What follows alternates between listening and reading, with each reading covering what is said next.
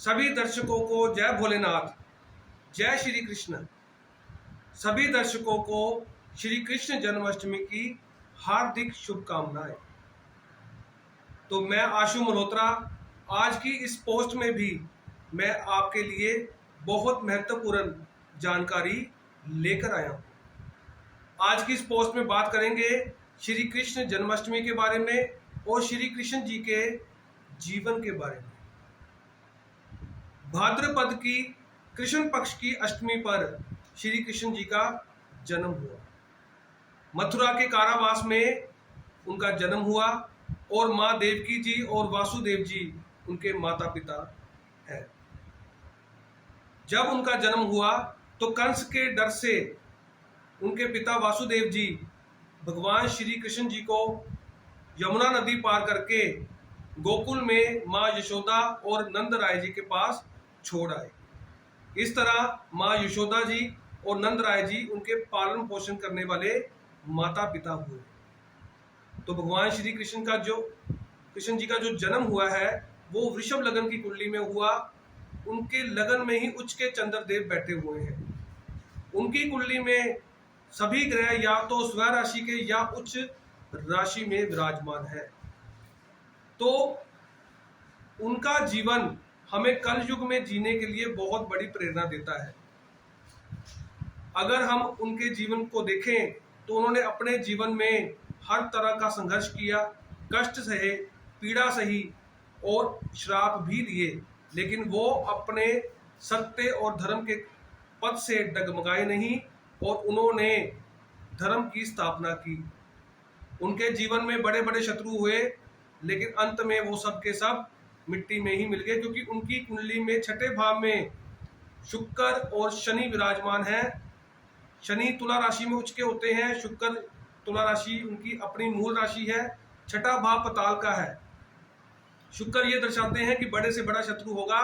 छठा भाव ननिहाल को भी दर्शाता है, तो उनके सबसे बड़े शत्रु उनके खुद के मामा कंस ही थे। लेकिन शुक्र मिट्टी है, छठा भाव पताल है, यानी कि बड़े से बड़ा शत्रु अंत में मिट्टी में ही मिल जाएगा।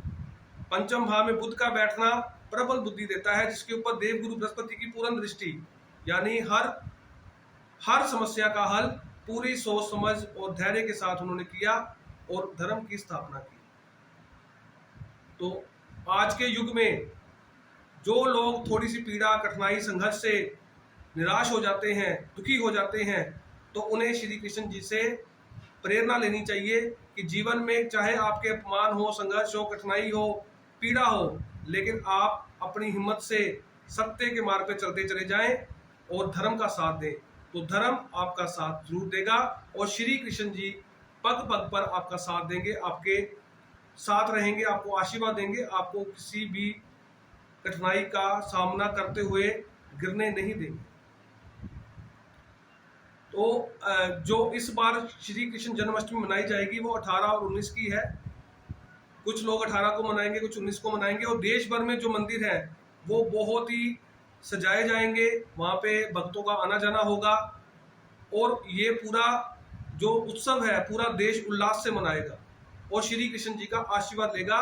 तो जिनकी कुंडली में या उनके जीवन में थोड़ी कठिनाइयाँ या निराशा है, तो वो श्री कृष्ण जन्माष्टमी वाले दिन छोटी छोटी चीज़ों का भोग श्री कृष्ण जी को लगाएं और उनका आशीर्वाद पाएं, अपने जीवन में खुशियाँ लाएं।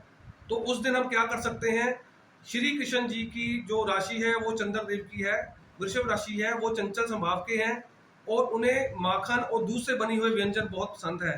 तो अपने घर से आप दूध से बनी मिठाई, माखन और भी कोई जो व्यंजन है, फल हैं, तो उनको भोग जरूर लगाएं, अपने घर से बनाकर जरूर लेके जाएं और उनको पीले वस्त्र भेंट करें और माँ राधा रानी जी के भी वस्त्र भेंट करें और उनको चांदी की बांसुरी आप भेंट कर सकते हैं, चांदी के कंगन भेंट कर सकते हैं, या अपनी श्रद्धा अनुसार उन्हें आप कुछ भी भेंट करें, उन्हें स्वीकार है। तो उन्हें आप मंदिर में जाके उनका भोग उनको जरूर लगाएं, उनके दर्शन करें और उनको झूला जरूर झुलाएं, क्योंकि जो भी उनको झूला झुलाएगा उनकी जीवन में अगर कोई उनकी नाव डगमगाई हुई है या उन्हें कष्ट आ रहे हैं तो उनसे उनको निदान अवश्य मिलेगा। तो ये श्री कृष्ण जी का जीवन हमें वो प्रेरणा देता है, हमें उनसे प्रेरणा लेनी चाहिए, क्योंकि उन्होंने ये कहा, उन्होंने अपने जीवन में हर तरह के रंग हमें भी दिखाए और उन्होंने भी देखे। यानी उन्होंने प्रेम स्वभाव रखा, खुशनुमा स्वभाव रखा, अपने मित्रों का हमेशा साथ दिया, शत्रुओं को पहले समझाया, बाद में अगर वो नहीं समझे तो उनका नाश किया। तो ये उनका जीवन हमें दर्शाता है। तो हमें उनका दर्शन करने चाहिए और उनका आशीर्वाद लेना चाहिए।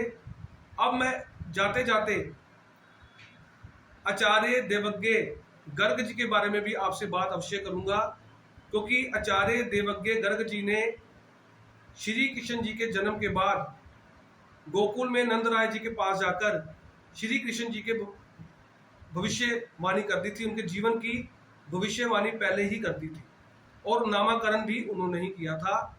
उन्होंने नंद राय जी को बोला, भाद्रपद की चतुर्दशी पर बालक का नाम रखा जाएगा, क्योंकि उस दिन गुरुवार है, मीन के चंद्र हैं, चंद्र और तारा बल बहुत उत्तम है, रेवती नक्षत्र है, तो ये बहुत उत्तम योग है।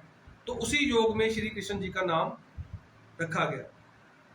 देवज्ञ गर्ग जी के बारे में बात करूं तो वो भगवान शिव और भगवान विष्णु जी के परम भगत थे और उन्होंने सरस्वती नदी के तट पर बैठकर मानस यज्ञ के द्वारा भगवान शिव को प्रसन्न किया था और उनसे ज्योतिष गणनाएं ले ली और 10 लाख वर्ष आयु भी ले ली। तो मैं ये कह रहा हूं कि हमारे भारतवर्ष में ऐसे बड़े बड़े आचार्य आए हैं जिन्होंने भगवान के जीवन की भविष्यवाणी भी की है।